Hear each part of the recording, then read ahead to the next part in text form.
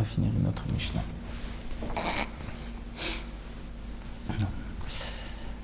Shalom Uvracha, nous poursuivons avec la 4e Mishnah, Mishnah Dalet du Perek Tet. La Mishnah nous enseigne à Nichnas Likrach, celui qui rentre dans un village. Mitpalel Shtaim, il dira 2 prières, 2 tefilot. Achat, une en rentrant, Biknisato vachat b'yetziato, l'autre en sortant.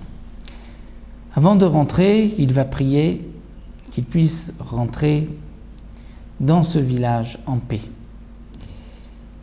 Et lorsqu'il sort, il remercie Akadosh Baruch Hu d'être sorti en paix, c'est-à-dire de ne pas avoir été pris par les habitants de la ville, par les gouverneurs, qu'on ne lui ait pas inventé un procès.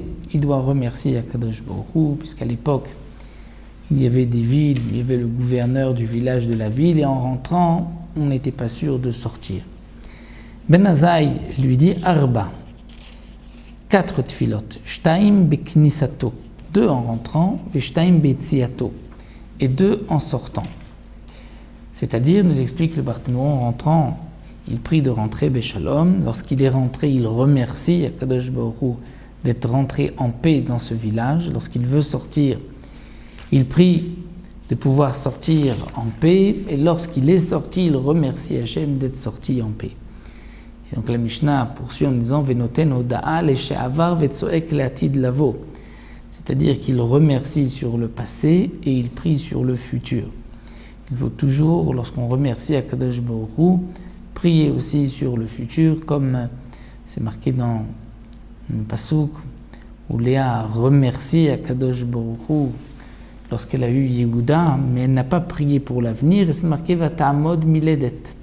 Ensuite, elle n'a pas eu une période d'enfant. C'est pour cela que dans le Birkat Hamazon, on dit Ou etiv lanu, metiv lanu, il nous a fait du bien, il nous fait du bien. Ou yetiv, il nous fera. On prie aussi pour le futur.